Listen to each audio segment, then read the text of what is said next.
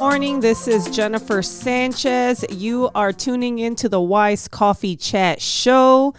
We are live on all the YouTube social media channels, as well as the show is on WRMN 1410. So you can learn more about WRMN 1410 at WRMN1410.com. This show plays every Wednesday at 2 p.m. on that platform. Also, who am I? My name is Jennifer Sanchez. I am the founder of the Wise Alliance Network, Wise, and now I am the author of the newest book coming out on Friday, Wise Women Empower Women. So I'm super excited about that, as well as I'm a mom of 3 beautiful girls and a real estate investor. So that is who I am, but I'm super excited for my guest this morning. She is one of the most important people in my life, and she's acknowledged even in the book. So I wanted to let her introduce herself. Nancye, can you introduce yourself to the viewers and listeners? Thank you. Yes, Nancye Rivera. And yes, we go back a ways. Yeah, way back. We met in the marketing industry, and we can say that we've come a long way. We have, so totally. So, Nancye, before we go into more about who you are, can you tell us what's your favorite coffee? Coffee, okay. Yeah, I drink Lingano 3-in-1 latte. That's the mushroom coffee, it does right? have mushrooms, yes. Nice. How do you like that? It's yummy. I have about 2 cups per day. Oh, nice. I've tried it. I've tried the mushroom coffee. The mushroom coffee is really good, but when we'll go into the story, but I learned about cubanitos and espressos all through you. So I know that you are also the founder of Plus Bookkeeping Services, right? Yes. Can you tell? That's my current big endeavor that keeps me the busiest. And Plus Bookkeeping Services. So it's actually a nexus of bookkeeping, accounting, and tax strategy. So we're providing a one-stop shop for our business clients, because a business needs all 3. You need a bookkeeper, an accountant, and someone to do your taxes. And it's very important that all 3 are communicating, because then as a business owner, you have your financial team. So that way you can concentrate on building your business as opposed to, trying to connect 3 different professionals. Makes sense. Absolutely. What inspired you to start? Well, I've known you for so long, right? Almost 20 years. Right. And I've seen I've learned a lot about, and for those that are watching, like, Nancye is not only like a mentor, spiritual mom. I mean, I admire this woman so much, and she's changed my life tremendously, both professionally and spiritually. So I'm going to get emotional, but I got to keep it together. So tell me a little bit about what inspired you to start the bookkeeping business. Yeah, well, my career was accounting, about 15 years in accounting, worked on the MBA in accounting. Then I went into marketing, but ministry was always in the background. And then when I left corporate America, I had the opportunity, and I want to emphasize, opportunity to reinvent myself. And that's when I thought, I like working with numbers. Yeah. I don't necessarily like the accounting profession in corporate America. Sure. Accountants have a reputation of being dry and rude. Yes, so, they do. So we didn't want that. Sure. And so I thought, well, I like working with numbers. That's like playing Legos for me. Nice. So I started the bookkeeping business, did my research. Bookkeeping is a thriving industry. A lot of companies are outsourcing bookkeeping. And so the first year, it was just myself, my computer, and the Excel program. And here it is, 10 years later, I have a team of 8 bookkeepers, 4 accountants, and 5 CPAs. Wow. Yeah, that was not by design. And my bookkeepers are all women, Christian women with small children, which then makes me a social entrepreneur. Yeah, I love that. And I love that, especially if they're women with children. You said predominantly single women, or No, they're not single. They're married. They have time for their sexy husbands too. Oh, that's very nice that you're giving them time for that. But it's always nice to know that you are also empowering women, right? Because they're working for you. You know, it's a big deal in my opinion, right? Yeah. And actually, they are subcontractors. They have their own businesses. And they handle a bulk of mine. Nice. So the fact that they're entrepreneurs, that mindset is different. They're not employees. Yeah. You know, this is part of their business. And I think when you work with subcontractors, it's a little bit different because they also are more responsible. It's not just an employee. Exactly. Right. Their mindset is very, very different. Agree. Because an employee mindset might just be like, okay, let me get in, do the bare minimum to get by, and get out. Exactly. When you were dealing with an entrepreneur, they might be more like, let me get in, you're my client. Now they see you as a client. Exactly. Let me give the best performance I can to get my pay, and then, go on the next day and so forth, right? Would you agree or disagree? The interest is different. Yeah. So as subcontractors, they're vested. They're invested in this. It's an opportunity for them to grow. They want you to grow. It's a reflection on your company, your ethics, your integrity, and the quality of work that you provide. I love that. So when we're working with entrepreneurs, another reason I went into this industry or started the business was because 88% of our economy are small businesses. So we're the backbone of America. And one of the values of my company is that we treat our clients with respect and honor. We don't just prepare the financials, hand them to you and say, here you go, see you later, or the same with the tax returns. Our goal is that our clients can understand the financials so that they can use it as a planning tool. How are they going to grow if they don't know what their numbers are? That's a big problem. One big problem we have in America, or actually in the world, is financial illiteracy. Yeah. They don't know what financial statements are. They don't know how to read them. They don't know how to do a check.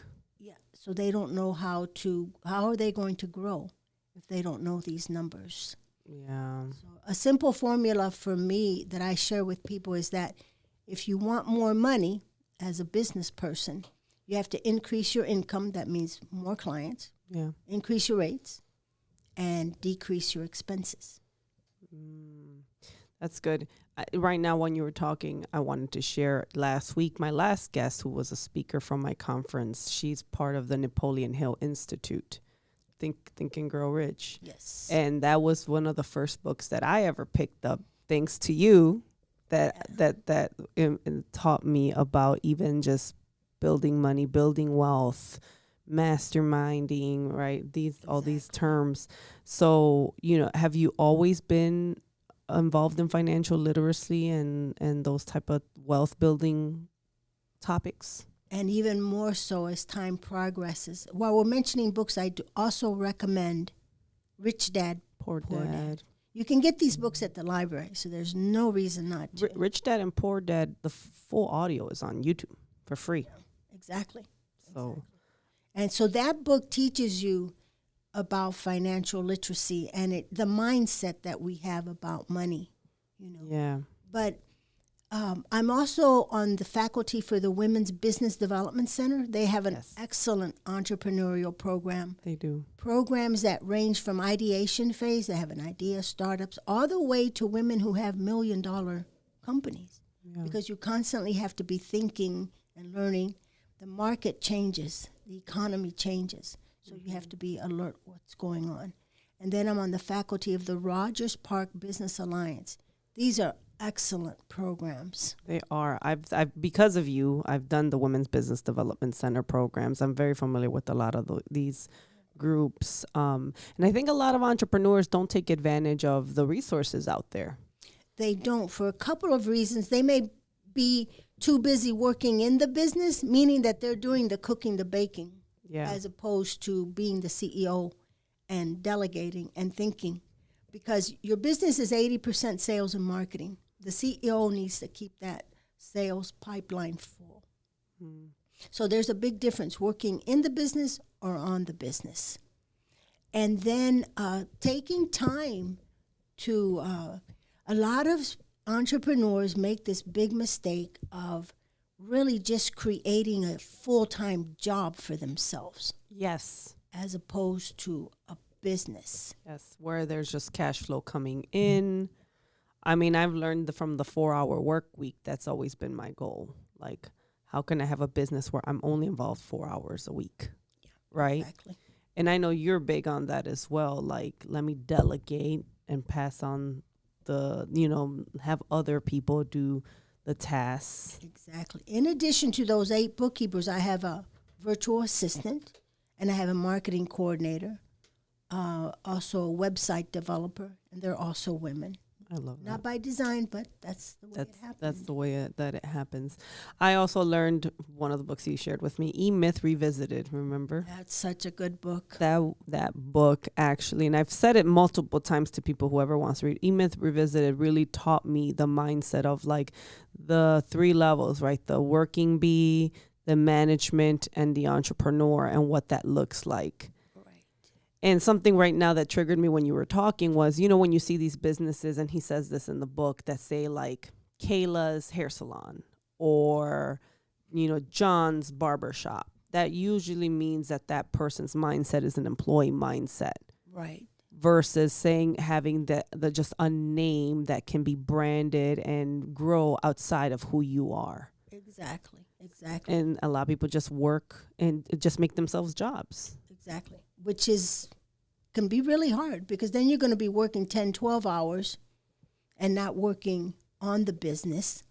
Now, when I came into the fullness of the CEO role, I would say about 3 years ago, it was a transition. You come into this fullness. So then I had the opportunity of thinking of new marketing strategy, segmenting bigger clients, because not all clients are the same. Not at all. I have clients I have one tiny little client that she has like a $20,000 business. So that's her hobby. But she's faithful to it and she loves it. But I have a $5 million client. Do you think that what's going on there is totally different? The books are different. So, and they're growing. Yeah. I think I heard, and maybe you can correct me because you probably know this better, the average entrepreneur makes $40,000 a year. Is that accurate? I thought I read that not too long ago. That sounds like a salary as opposed to entrepreneurship, because are you talking about salaries or revenue? No, revenue. Revenue? Yeah. Those are small businesses. Then that would be a classic example of somebody who has just created a job for themselves. Yeah. But I don't know about that statistic. I just read it not too long ago, but I'll confirm it. And if anyone's on social media or listening, feel free to Google and search and see if that's accurate. But when I read that, I was like, wow, that's just not fun, right? What they've done is they just created a job for themselves where they are the boss, but it's a job. Yeah, and sometimes, and people don't realize, like, working in a business sometimes can take a lot longer, more effort, or you're working maybe later in the evening, earlier in the day, especially when you're starting ground up. You might be working a lot more hours than a job, right? Exactly. Especially if you are the marketing, if you are the CEO, if you're wearing all the hats. Yes, if you're doing everything. And then you're only making that amount of money or revenue, profit per year, I would say just get a job. At least that's 8 hours, with a lunch, maybe. But what they want is the freedom. What they're seeking for is the freedom. And hopefully their business is something that they love to do. Like I said, bookkeeping for me is like playing with Legos. Yeah. I enjoy it. Yeah.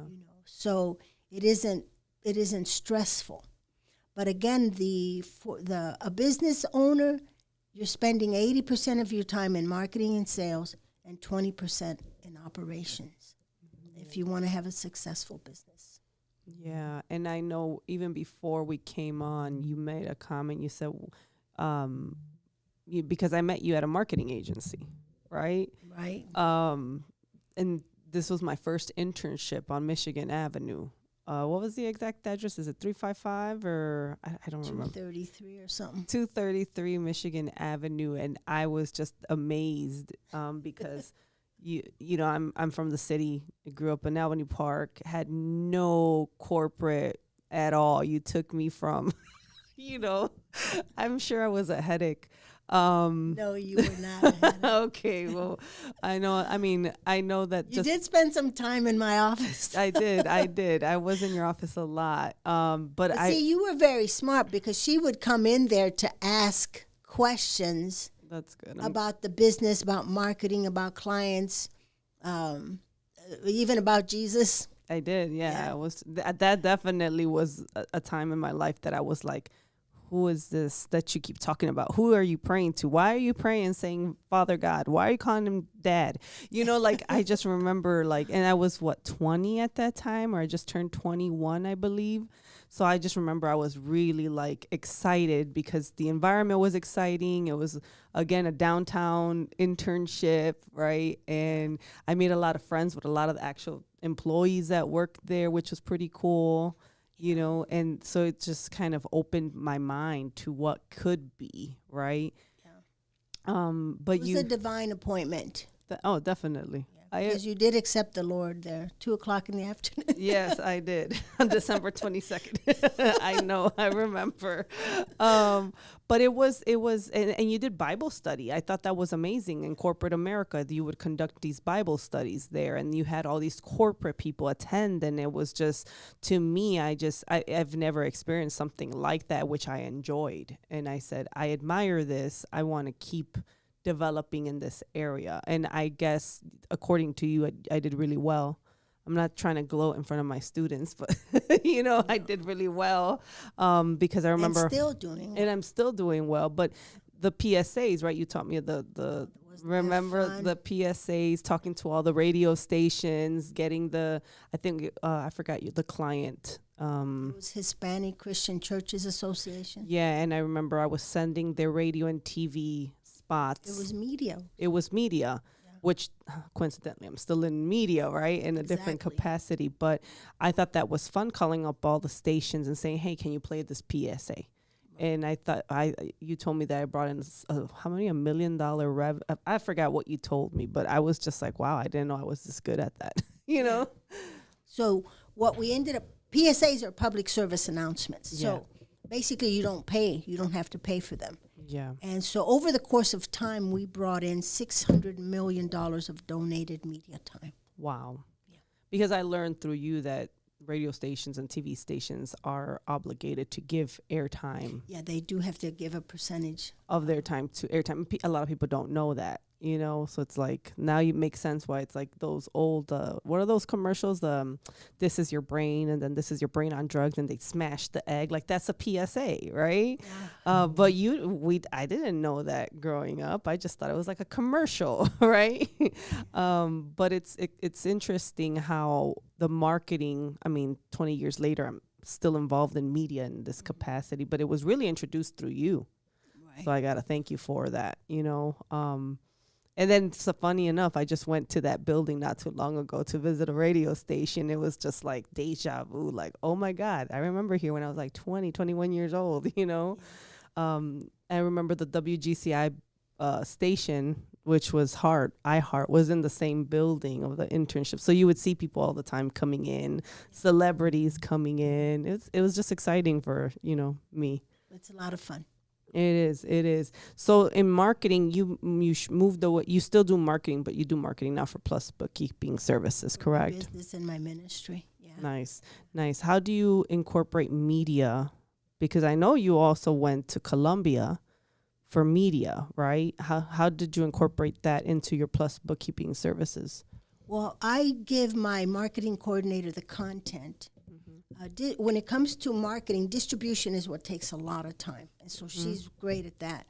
But over the course of time, she's learned my voice. Mm-hmm. But basically, I do give her the content. This is what I want people to hear about us. Mm-hmm. And then she distributes it.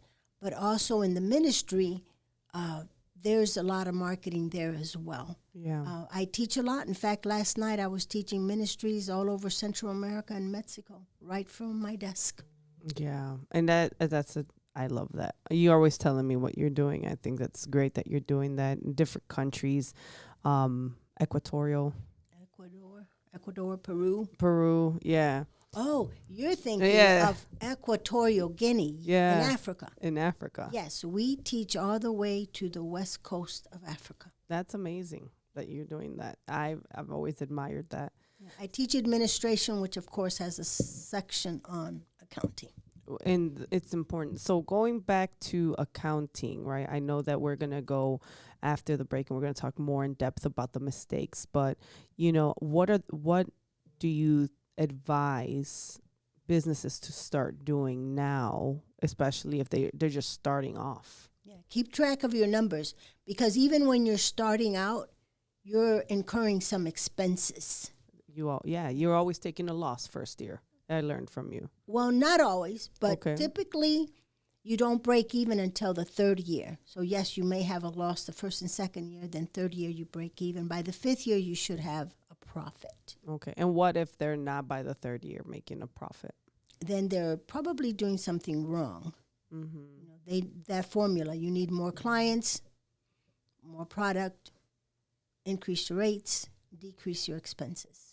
I love that. But they wouldn't know that unless they look at their numbers. Yeah, I agree. It's someone just wrote, Yesenia, she wrote, I remember her morning prayers in 2021 that I would join right before my workouts when I was training for my competition. That was Yesenia that commented on the post. Yeah, we still do prayer. Yeah, Right. yeah, you still do prayer on Tuesdays. Tuesdays and Wednesdays at noon. I love that. So I know that we've been talking and chatting. I also learned about espresso. Espresso coffees from you. I thought this was so cool.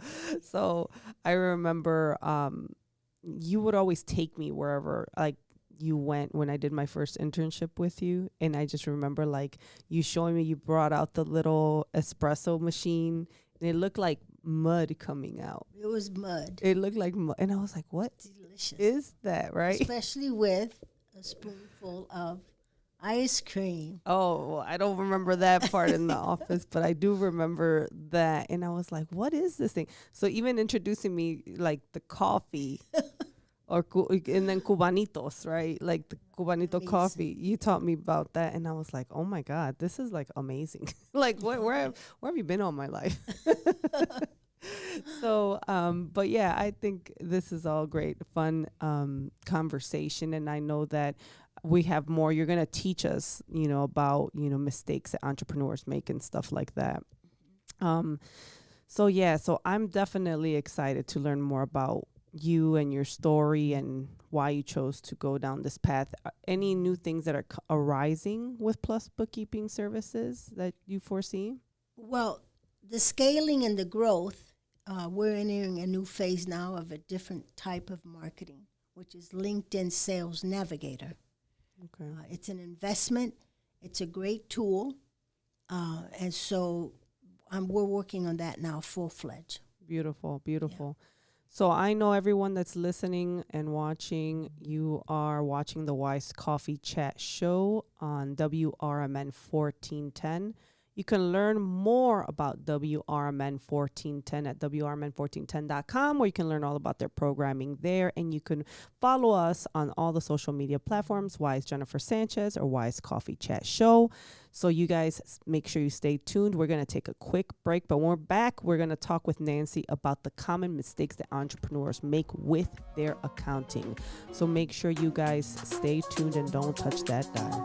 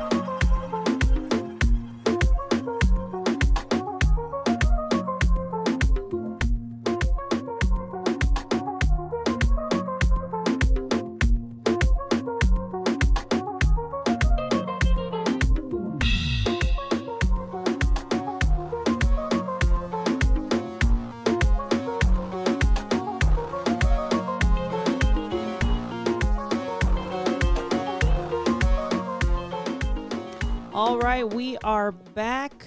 You are watching the Wise Coffee Chat show on WRMN 1410, as well as YouTube, Facebook, and LinkedIn, Wise Coffee Chats with Jennifer Sanchez. And we are here with Nancye Rivera.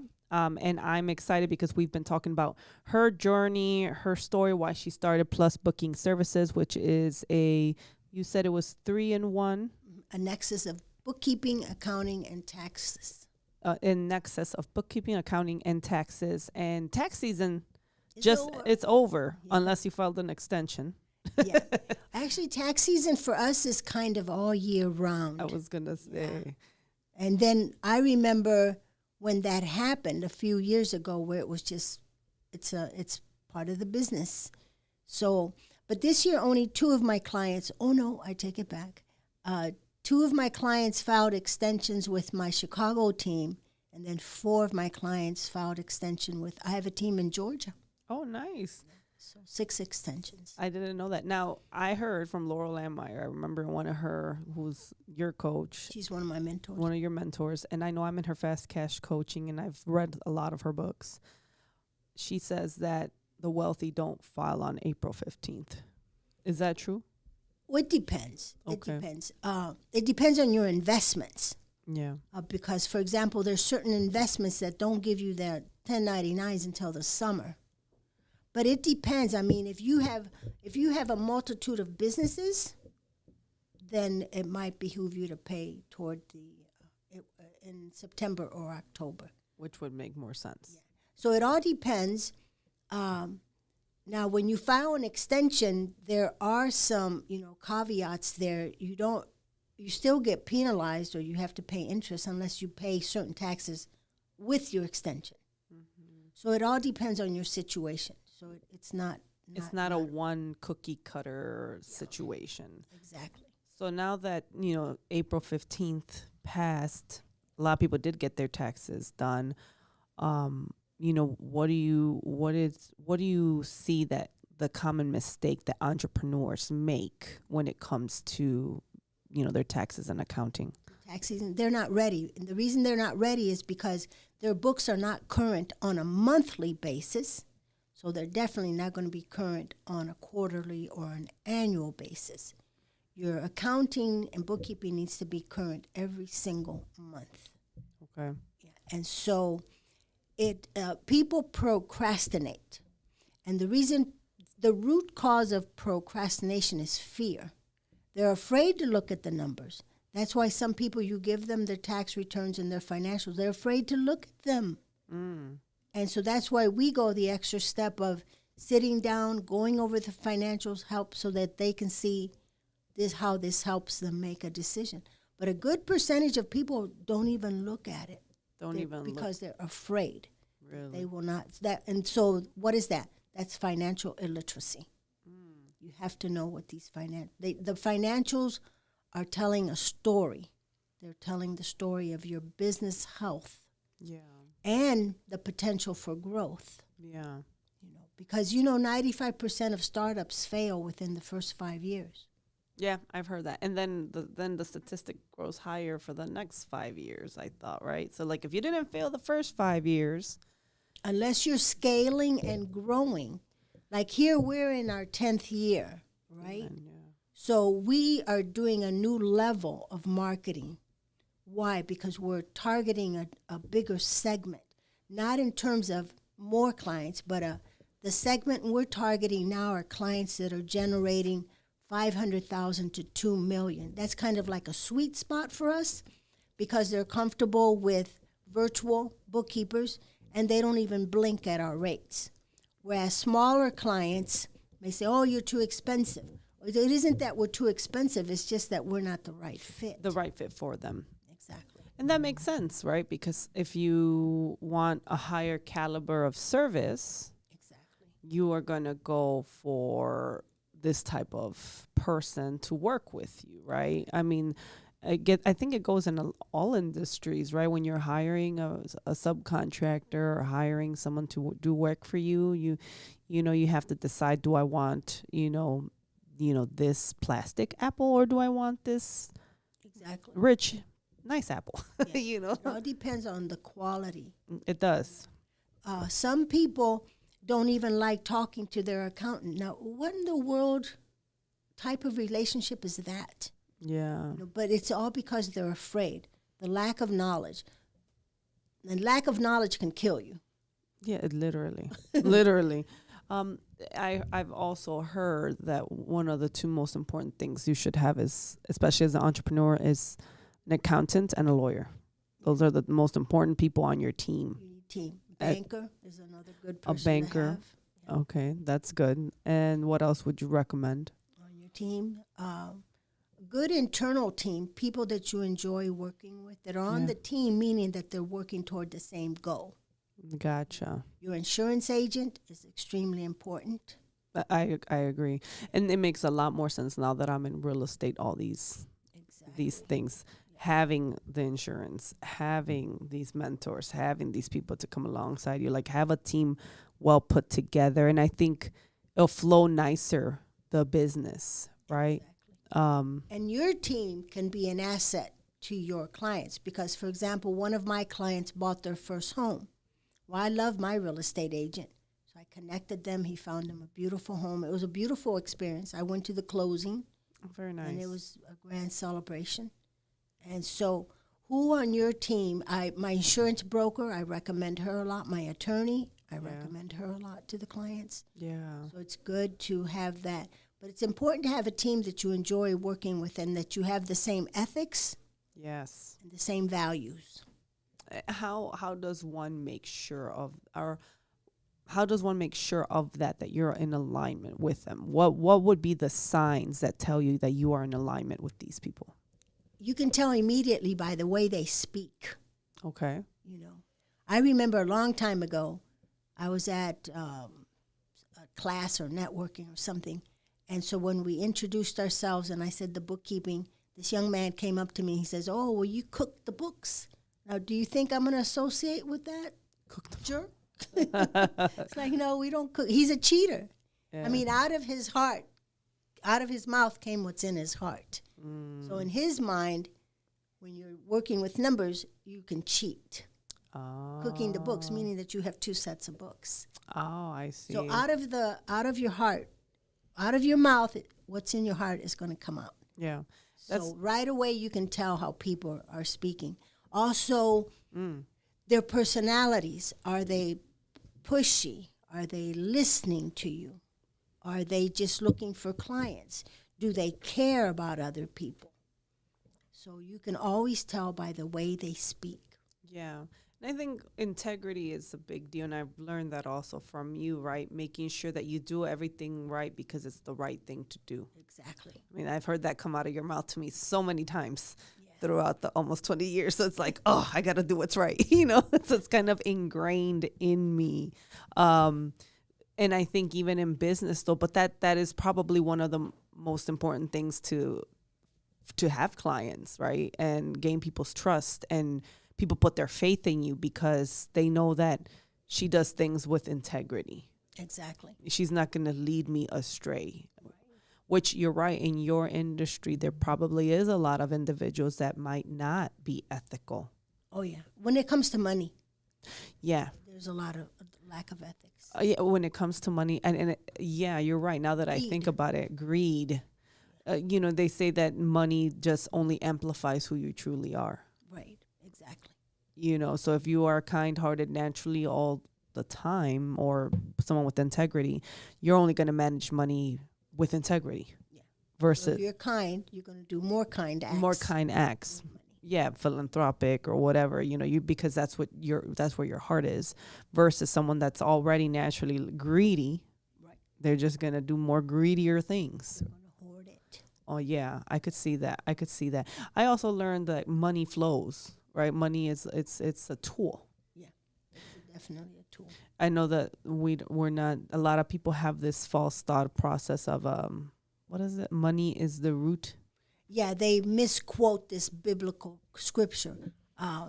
They say that money is the root of all evil, and that's not what the Bible says. The Bible says that the love of money is the root of all evil. Meaning, if you love money, I appreciate money, but the way the Bible is saying it, if you love money, quote unquote, then money is your God. And so you're going to worship it. So that's where you get into problems, where you will do anything to make a buck. Oh, you're willing to sell your soul for $1. Yeah.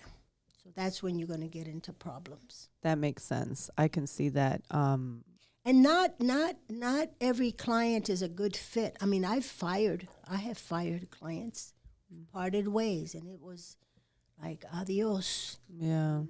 Yeah. So it's not going to be a good fit. Yeah. We have clients that we don't have any industry niches. I mean, we have restaurants, construction, so a good variety, the beauty industry, speaker. So it's all a cleaning business. So we don't have any industry niches. We do have the Latino niche because we're fluent in Spanish. That's very cool. Yeah. And then we also have a niche of clients who are behind in filing their taxes. Not necessarily because they're negligent, but it could be that the senior partner passed away and the junior just didn't know where the financial status was. So we help them get caught up. Yeah. And back on track. Yeah. Yeah. Things do happen, especially as entrepreneurs. I'm learning with the taxes. It's like, oh my God, I didn't know this, or I didn't realize this. It's a whole nother ball game doing taxes as an employee and then doing taxes as an entrepreneur. Exactly.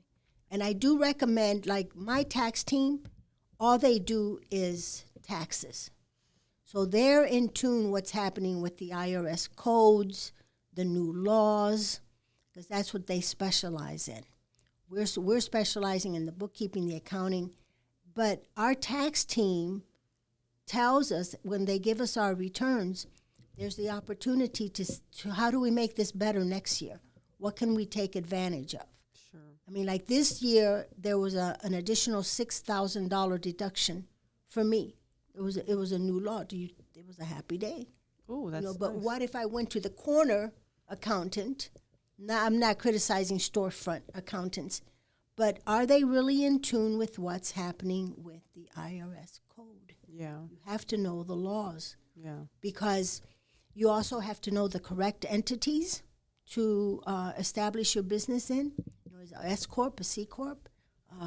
Because there's tax advantages there. The world of taxes is what we call tax brackets. If you're single, you're going to be in a certain tax bracket. Married filing joint, married filing separate, all of those are going to impact the amount of taxes that you pay. Yeah, absolutely. So what sets you apart, you as Plus Booking Services, from other, because there are so many, right? What sets you apart? That the fact that we're a nexus of bookkeepers, accountants, and tax strategy, that one-stop shop is our unique selling point. Nice. And then that our mission is that our clients understand their financials. We do have a financial coaching flavor to our business. Oh, that's nice. That they understand their financials so that they can use them as a planning tool. Part of our agreement with our clients is quarterly meetings. Let's look at these numbers. I like that. Do you understand them? Is this really what you want? Are you doing what's needed? Yeah, absolutely. So having those meetings quarterly, which I think is amazing, having that financial coaching component, which is a must, because just because you could be bleeding, right? Just because you're a business owner, you don't even know where you're losing money at if you're not even paying attention. You might have all these subscriptions that make no sense. That is a good point that you just made. That usually when people start businesses, they get all of these subscriptions thinking that these are going to be tools that is going to help them grow their business. At the end of the year, they're not even using half of them. Yeah. And they're expensive. They are. They add up. Yeah. So that's a good account to look into. Is your subscriptions. Another important thing with entrepreneurs is what we call commingling. Oh, yes. Okay. When you're mixing personal and business. Now, in the beginning, you may need personal monies to start the business, but do not carry that out throughout the business. It causes chaos. If you're ever audited, you're going to have major headaches commingling. Plus, it's against the law to commingle. Now, in the beginning, like I said, you may need to use your own personal monies to kick off the business, but do not make that a habit throughout the course of the business. So what would help?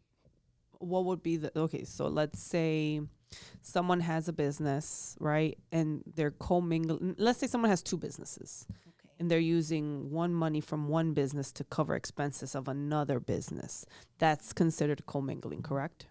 That's commingling at a higher level, which is definitely illegal. Okay. Now, you can loan money from one company to another. Okay.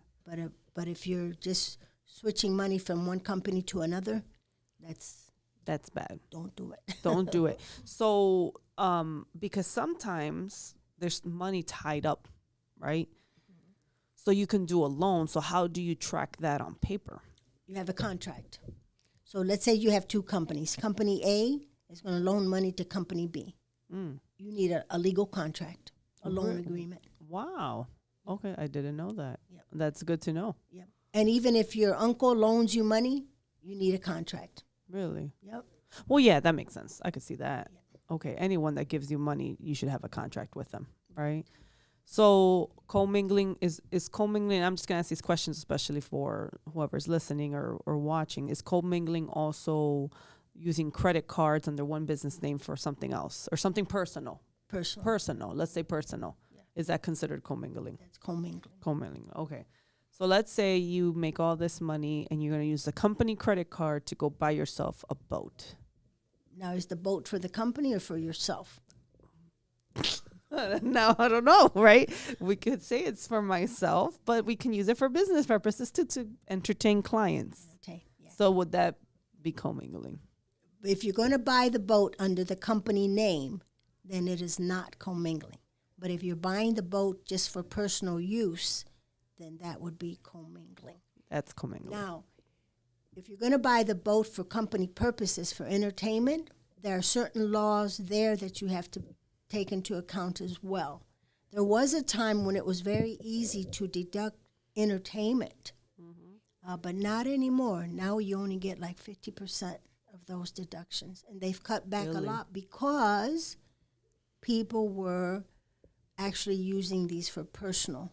Yeah, so like I've seen people throw a party.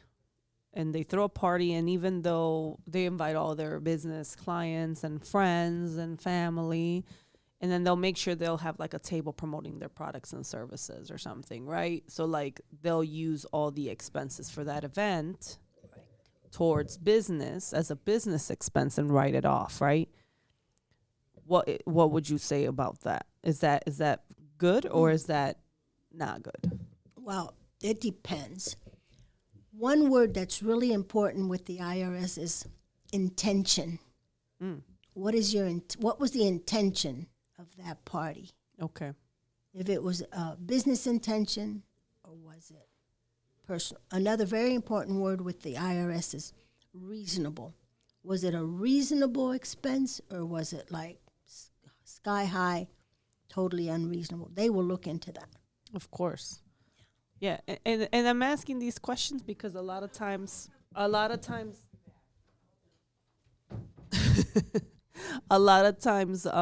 people don't realize that sorry, that was a brain fart right there. So a lot of times people don't realize, right, that they're making these purchases or doing these activities, and how do we make sure that we're abiding by laws and rules? That's why you should have a good relationship with your accountant. And always call. And I mean, I think it'd be safer to always be like, hey, what do you think about this? Exactly. Hey, what do you think about that? Right. Can I do this? And do it before you do it. Make the call before. Oh, we're right. Not do it. And then be like, guess what I did? And then be like, no. Have you had experiences like that? Oh, yeah. Yeah. With clients? Sure. You know what I did? And it's like, oh, God. But, I'm glad you told me because now we know how to handle it on the books. Because you're honest, yeah. And if it's a personal expense, then we will categorize it as personal. Oh, okay. And you know, I wanted to talk about a little bit. I know we're talking about Plus Booking Services, and then we want to definitely talk about the promotion, or you promote you, right? Where they go and look for you and find. Before we go into that, everyone has the same 24 hours a day, Right. right? You working with multi-million-dollar clients and clients that just make $20,000 a year. What do you see the difference between the way that they manage their time? One big factor in that is that they have a team. So when you have a team, that means you're going to have more time to think and plan. And then as the CEO of the company, like Mondays are my thinking and planning days. And then I like my meetings to be on Tuesdays. You know, and then so I have certain things on my calendar every week. It's very structured. Very structured. Right, not all over the place, sporadic. You know, I remember when I used to do the marketing side and had all these marketing clients, I knew Tuesdays and Thursdays were my days to do social media content, to create this, create that, right? So I was till this day, I'm still very habitual in my schedule. Habits are very important. Now, would you say, you know, because I see there's 24 hours, but there's people that run around with their heads cut off and they don't know how to manage their time. They're not keeping track, and something very important, they're not making the correct decisions. They just they're reacting instead of responding to what's happening in their life. And these are administrative concepts, like they're not organized, they don't know how to plan, they don't have a team, they don't have a vision, they don't have a mission. Ooh. All of those things, you need those things documented. Yeah, you hear that? Well, Nancye, if someone wants to get in touch with you, where can they find you? How do they reach out to you? We're on all the social media platforms. So my website is Plus Bookkeeping Services. There's a form there. You can fill it out, and it'll pop right into my email. And then the website is? PlusBookkeepingServices.com. So you guys, and we're on Instagram, Facebook, LinkedIn. You know. Now, just a marketing tip here. We do not get our clients from social media, but we stay present, we stay visible on social media, because if somebody looks up Plus Bookkeeping and they see, wow, they haven't posted a message for 2 years. That is so hurtful. Around? Yes, I've seen that so much, and you're like, yeah, your last post was 2022. Yeah. What's going on? So you have to stay present and visible and stay engaged. Absolutely. With the market. Yeah, Very important. We could have a whole conversation about marketing. Like, it's like that's a whole nother level of conversation. But I think these are great conversations to have, especially with the money side, because the money side is important. Yeah. Probably one of the most important parts of having a business. Exactly. Why are you in business if you're not even making money? Exactly. You know, if it doesn't make dollars, it makes no sense. You know, so that's why having a good accountant, it makes sense. But I love the fact that we're having this conversation, and you guys heard it. Go to plusbookkeepingservices.com to learn more. Thank you. You're also a sponsor for our conference that's happening Friday. So exciting. So super excited to have you there. So that's May 1st. So make sure you guys go check it out. Sign up to the conference if you have not signed up yet. Because we're going to have authors, speakers. The book that I'm launching is there. So make sure you guys follow me, Wise Jennifer Sanchez. You guys are listening to Wise Coffee Chat on WRMN 1410. Thank you so much, guys. Have a great day. God bless.